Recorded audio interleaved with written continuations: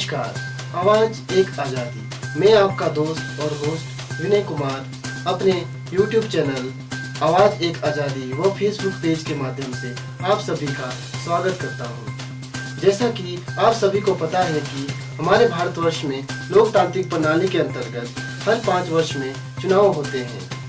वैसे ही इस वर्ष पंचायती राज के चुनाव होने जा रहे हैं। अतः हमने जिला किन्नौर के वार्ड संख्या 5 से एक निर्दलीय प्रत्याशी जिनका नाम श्रीमती चेतना कुमारी जो कि एक निर्दलीय उम्मीदवार है, आइए मिलते हैं निर्दलीय प्रत्याशी चेतना कुमारी जी से। नमस्कार चेतना जी, हम आपका अपने YouTube चैनल आवाज एक आज़ादी के माध्यम से वो फेसबुक पेज के माध्यम से स्वागत करते हैं। नमस्कार जी, सबसे पहले मैं आपका और आपके चैनल का धन्यवाद करना चाहती हूँ कि आपने मुझे अपने चैनल व पेज में आने का मौका दिया। धन्यवाद जी। देखिए श्रीमती चेतना जी, मेरे पास कुछ सवाल है। मेरे क्या वो आम जनता के, एक आम इंसान के वही सवाल रहते हैं, मैं उनको आपसे पूछना चाहूँगा। क्या आप सहमत हैं? जी ठीक है चेतना जी, तो हम शुरू करते हैं। मेरा आपसे पहला सवाल ये है कि आपके द्वारा इस चुनाव को लड़ने का निर्णय क्यों लिया गया? जैसा कि आप सबको पता है कि इस बार पंचायत चुनाव में महिलाओं को लड़ने की प्राथमिकता दी गई है, तो क्यों ना इस चुनाव को लड़ा जाए और जनता की सेवा की जाए। इसीलिए इस चुनाव को लड़ने का निर्णय लिया मैंने। बहुत सुंदर। तो चेतना जी, हमारा आपसे दूसरा सवाल है, आपके अनुसार क्या एक उम्मीदवार पढ़ा लिखा होना चाहिए? जी बिल्कुल, एक उम्मीदवार का पढ़ा लिखा होना बहुत जरूरी है। साथ ही उसे उम्मीदवार को ये भी पता होना चाहिए कि हम लोगों की भलाई कैसे करें। बहुत अच्छा आपका जवाब है चेतना जी। आपके विचार से मैं भी काफी प्रभावित हो रहा हूँ। तो आइए हम कार्यक्रम को आगे बढ़ाते हैं। आपसे तीसरा जो एक काफी अहम विषय है, क्योंकि कोरोना जो कोविड-19 महामारी है, इसको भी ध्यान में रखना है, तो आप चुनाव में प्रचार के लिए क्या क्या तरीके अपनाएंगे? जैसा कि इस वर्ष पूरा देश कोरोना महामारी का सामना कर रहा है, जिसकी वजह से सोशल डिस्टेंसिंग का पालन, मास्क का ध्यान रखना बहुत ही ज़रूरी है। तो मैं ज़्यादा से ज़्यादा सोशल मीडिया जैसे साधनों का उपयोग करूंगी, क्योंकि ये प्लेटफॉर्म सुरक्षित प्रचार का तरीका है। अच्छा जवाब आपके द्वारा दिया गया चेतना कुमारी जी, क्योंकि ये एक बहुत ही अच्छा तरीका, प्लेटफॉर्म सुरक्षित तरीका है प्रचार प्रसार के लिए कि सोशल डिस्टेंसिंग भी हो जाएगी इससे और लोगों तक अपनी आवाज़ भी पहुंच जाएगी। तो इस बात के लिए मैं आपकी तहे दिल से प्रशंसा करता हूं और अपने चैनल और पेज की ओर से भी आपका शुक्रिया करता हूं। आपसे चौथा प्रश्न, यदि आपको पूरी जनता सहयोग करती है और आप जीत जाते हैं, तो आप क्या करेंगे जनता के लिए? यदि मैं जीत जाती हूँ तो देखिए, जब भी कोई जिला परिषद सदस्य जीतता है तो उसके बाद वो उम्मीदवार आम जनता के बीच नहीं होता। तो मेरा खुद का भी एक अनुभव है, मैंने आज तक किसी उम्मीदवार को जनता के बीच उसकी समस्याओं को सुनते हुए नहीं देखा है। जीतने के बाद मैं ये समस्या को दूर करूंगी। इसके लिए मैं सोशल प्लेटफॉर्म, व्हाट्सएप इत्यादि द्वारा लोगों की राय लूंगी। ये बात तो एक कहा जाए तो सही है कि जब भी कोई जिला परिषद सदस्य जीतता है तो आम लोगों के बीच वो होता ही नहीं है। किसी को पता ही नहीं होता है कि जिला परिषद सदस्य क्या होता है, उसके क्या कार्य होते हैं, वो लोगों के बीच उपस्थित ही नहीं होता है। तो आपकी सोच तो काफी अच्छी है कि जब आप वोट मांगने घर तक आ सकते हैं, तो क्या आप जनता के बीच खड़े नहीं हो सकते? क्या एक ये विषय, काफी अच्छा विषय आपने ये इस बारे में प्रस्तुत किया है, तो इसकी मैं भी आपकी काफी सराहना करना चाहूंगा। तो आइए आगे हमारे 5वें प्रश्न की ओर बढ़ते हैं। युवा व शैक्षणिक वर्ग, यंग जनरेशन व एजुकेटेड कम्युनिटी से आप क्या समझते हैं? आज का हमारा युवा वर्ग बहुत ही शिक्षित है।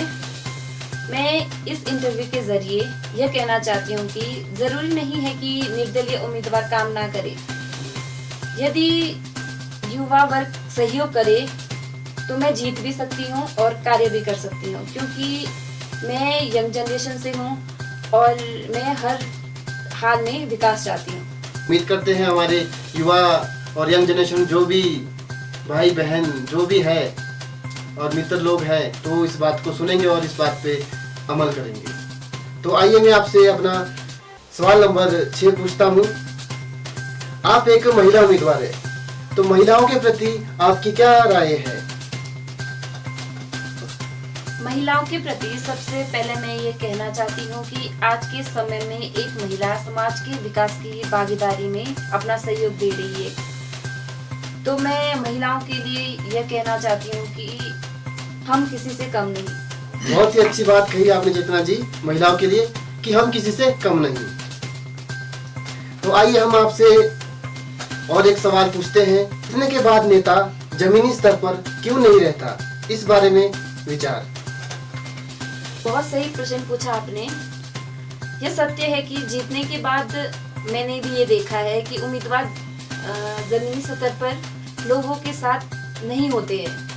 अगर मैं जीत हासिल करती हूँ तो हमेशा आम जनता के बीच उनकी समस्याओं को सुनने के लिए मौजूद रहूंगी। ये बात मैं अपने घोषणा पत्र में भी कहूंगी।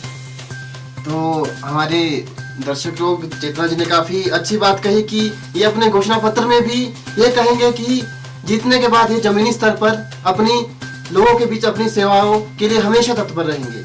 है कि वोट की कीमत या वोट का महत्व, इस बारे में आपकी क्या राय है?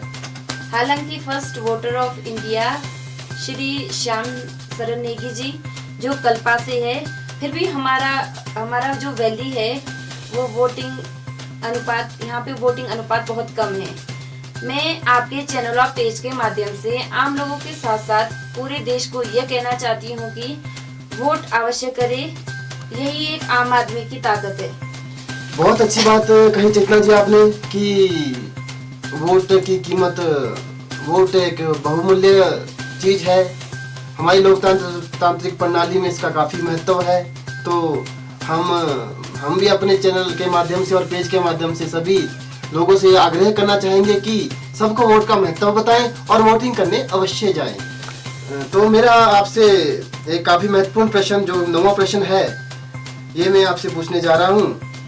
तो आप पूरे किन्नौर में हमारे जिला परिषद के 10 वार्ड है, तो उसमें से आप वार्ड नंबर 5 से एक निर्दलीय उम्मीदवार के रूप में उठ रहे हैं। तो क्या आपको अपने वार्ड की कमियों के बारे में पता है?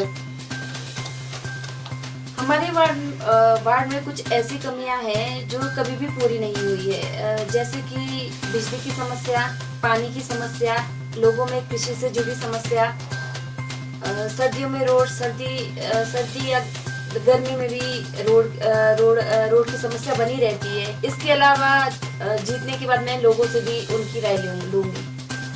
धन्यवाद चेतना जी, आपने काफी अच्छा इस बारे में बताया कि वार्ड तो क्या पूरे डिस्ट्रिक्ट में ये समस्या है जो कभी भी पूरी हो नहीं पाई है। जैसे कि आपने कहा कि पानी की समस्या रहती है, बिजली की समस्या रहती है और सड़कों की समस्या गर्मियों सर्दियों में ये तो 12 महीने चली रहती है।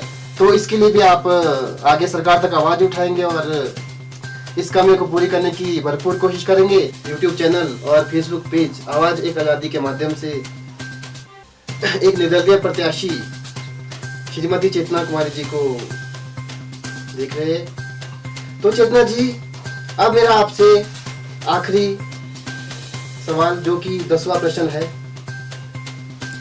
प्रश्न तो काफी है लेकिन समय काफी कम है। आगे भी आपसे मिलने का मौका मिलेगा तो आपके विचार और जानेंगे हम। तो मैं आपसे, जो कि एक सबसे महत्वपूर्ण प्रश्न है किसी भी उम्मीदवार के लिए, कि यदि आप हारते हैं तो आप क्या करेंगे?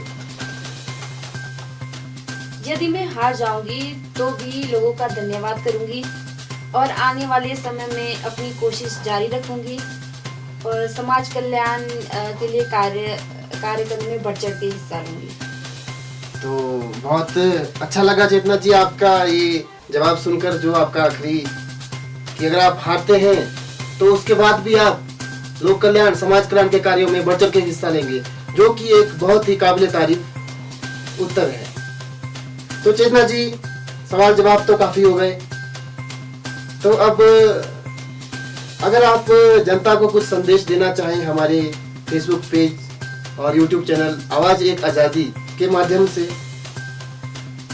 धन्यवाद। आपके चैनल का आवाज एक आजादी के माध्यम से लोगों से अपील करना चाहती हूँ कि मुझे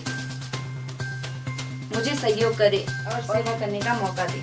आशा करते हैं कि आपको हमारा ये प्रोग्राम आवाज एक आजादी अच्छा लगा होगा।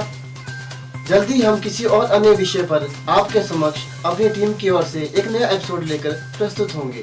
तब तक के लिए हमसे जुड़े रहिए। हमारे चैनल को आवाज एक आजादी सब्सक्राइब करें, शेयर करें और कमेंट करना ना भूलें।